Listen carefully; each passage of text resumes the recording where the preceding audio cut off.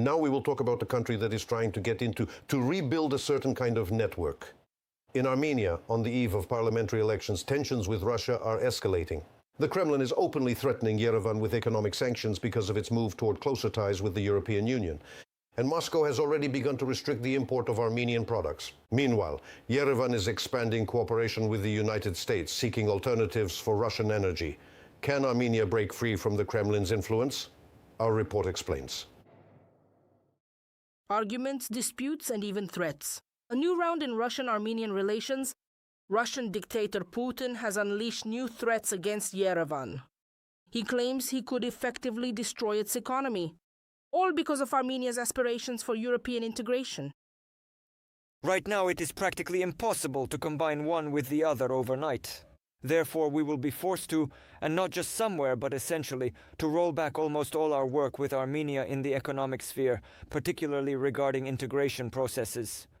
Moscow has imposed temporary restrictions on the import of berries and fresh vegetables. And earlier, the Russians also allegedly found violations in Armenian brandy, wines, and mineral water. And they banned the import of these goods. And the Russian Minister of Energy, Sergei Tsivilyov, sent a letter to his Armenian counterpart.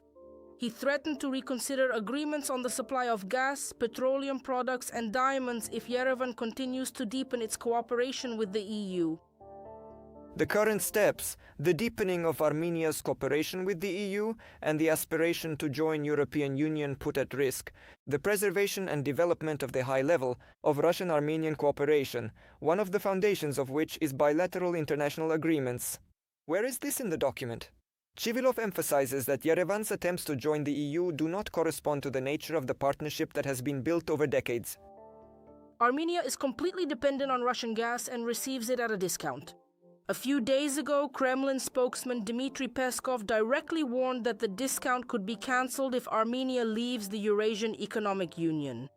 The situation with oil products is somewhat different for Yerevan. Armenia buys gasoline from various countries, even from Azerbaijan. This week, U.S. Secretary of State Marco Rubio flew to Armenia, met with Armenian Foreign Minister Ararat Mirzoyan, and signed a number of agreements. In particular, they discussed cooperation on creating the so-called Trip Corridor through Armenian territory to connect Azerbaijan with its exclave in Nakhchivan, and consequently, the construction of oil and gas infrastructure. Today in Yerevan, the Armenian Minister of Foreign Affairs and I announced the signing of a bilateral framework agreement regarding the Trump route for international peace and prosperity. In addition, we signed a charter on strategic partnership and a memorandum of understanding on critical minerals. This contributes to achieving the goals and fulfilling the tasks defined during the historic peace summit between Armenia and Azerbaijan. We also discussed the peace process and the upcoming elections in Armenia. Meanwhile, on the eve, Russia recalled its ambassador from Armenia for further consultations. Allegedly, it's all because of the Armenian leadership's strengthening partnership with Brussels and the EAEU countries, Russia, Belarus, Kyrgyzstan, and Kazakhstan. As a result, it was in Astana that Armenia was urged to determine its geostrategic course through a referendum. But current polls show that 3 out of 4 Armenians, Nosios, support a course toward Europe. The poll results also indicate a consistent interest in Armenia's relations with the European Union. Approximately 3/4 of respondents approve of Armenia's possible accession to the EU. Specifically, 38% strongly support membership, while 37% remain somewhat in favor of it. Armenia is set to hold parliamentary elections on June 7th. Reuters notes that, in order to prevent Yerevan from pivoting toward the West, Russia has launched a disinformation campaign. The Kremlin plans to bring members of the diaspora from Russia to Armenia who will vote for the preferred candidate. But the polls show otherwise. The party of pro-Western Prime Minister Nikol Pashinyan is ahead of the pro-Russian opposition. Veronika Yevashenko, Inter-TV channel details, Marathon United News. Now let's continue our discussion on the developments in the South Caucasus and Russia's influence on this region. We will discuss this with our guest. Let me remind you, Oleksii Buriachenko, professor at the Kyiv Aviation Institute and president of the International Institute for Security Studies, is with us in the studio today. So, Oleksii, In the context of our conversation and this segment about network building, especially regarding these new network structures, thank you for that. What is Armenia doing right now if we look at it from a more reflective perspective? That is exactly what it is trying to build. To exit the old network and structure. To leave the old paradigm, well, I wouldn't exactly say that. Both logic and philosophy. And to seamlessly integrate and function within sophisticated modern networked environments that are mutually balancing and maintaining stability. Systems. Why?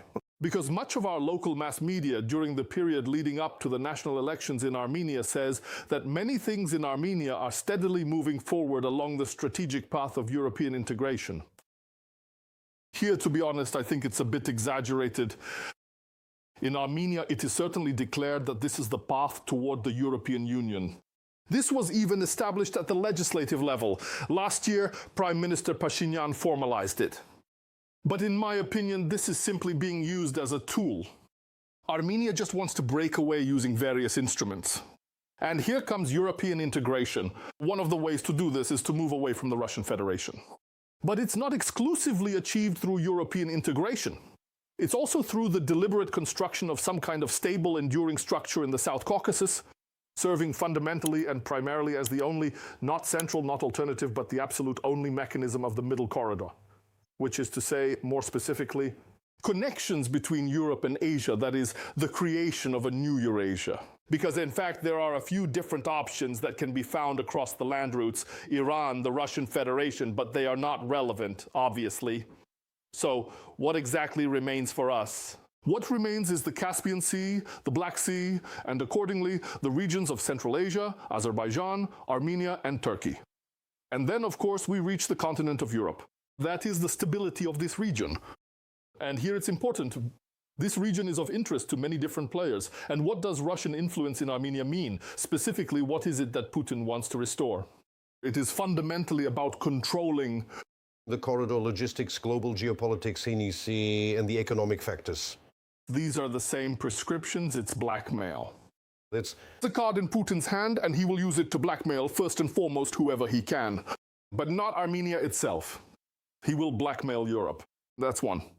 Because Europe is placing a lot of bets on the South Caucasus region, specifically regarding its energy component and energy stability, especially against the backdrop of the Middle East as a whole. He will blackmail China. That is right. China, if possible. Yes, of course, that's no problem. Because there is no alternative. Or Russia, well. Or Russia. China won't cross Russia as these premium high-quality products. Of course, they even tried to build a railway there, but after the aggression, that project was immediately frozen. And what about Iran? They also won't go, despite the fact that they're supposedly on good terms. Their relations are normal, but the region is still unstable, so China has no other options. Well, and the United States of America. Because the key element, the reason why Marco Rubio himself came. This Trump is just like the heel of a song, yes. The Zangezur corridor, let's call it a classic story that was renamed as a corridor named after President Donald J. Trump. But even back in Soviet times, this was already laid down. A complicated history, and Nagorno-Karabakh, an ethnic hotspot, a point of constant ongoing conflict. And the passage through the territory of Azerbaijan to the exclave to Nakhchivan, and accordingly to the Central Territory. In other words, everything there was set up so that the conflict would last forever. And for ages, the moderator of these conflicts was the Russian Federation, back then still the Soviet Union. Now they're just trying to pull all of this under their own control again. That's why Armenia right now is not just about the Armenian people, about their aspiration for democracy, for democratic values. That's facade and pretty words. It's that too, among other things. That's not important. But it's a big tangle of geopolitical and geoeconomic interests. And now Armenia is truly becoming a point of resistance. The whole world, and here it no longer divides into democratic or non-democratic, is against the Russian Federation. And so, taking all this history into account, I am deeply convinced, especially now that even Trump officially gave his support a few days ago. Pashinyan, accordingly, in the elections, which, after all, is very likely, the influence of the Russian Federation will weaken, both in Armenia and in the South Caucasus region. Because Armenians understand perfectly well that if they once again choose the wrong path of rapprochement with Russia, they will be heading down a road of deception and betrayal.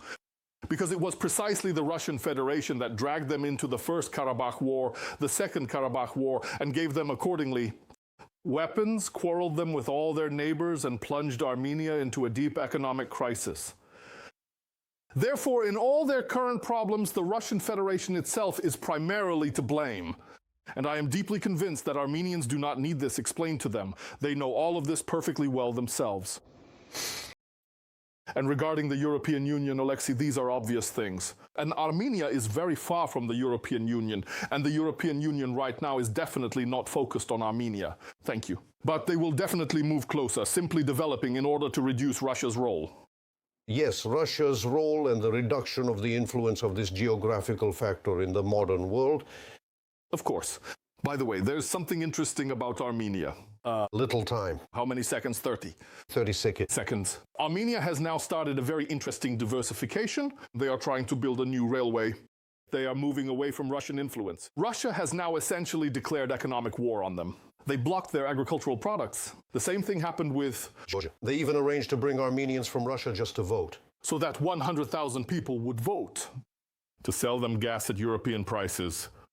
As for Armenia, they say, okay, we will integrate the railway route of Georgia and Turkey directly into the European markets, which are much wealthier. Maybe at the first stage we will sell less, but at a higher price. And accordingly, all of this will balance out. Moreover, they usually direct a strengthened railway branch toward Iran. And just a few days ago at the parade in Armenia, besides the traditional Russian weaponry present there, we saw weaponry from France, India, and Iran, including a new air defense system. Oleksii, thank you very much. Well, it's interesting. Sometimes it's necessary to talk about big and broad topics. So you understand what I mean about ideas and about how the world is changing. Oleksii Buriachenko, professor at the Kyiv Aviation Institute, president of the International Institute here of Security Studies, was our guest today. Thank you very much. We look forward to having you again.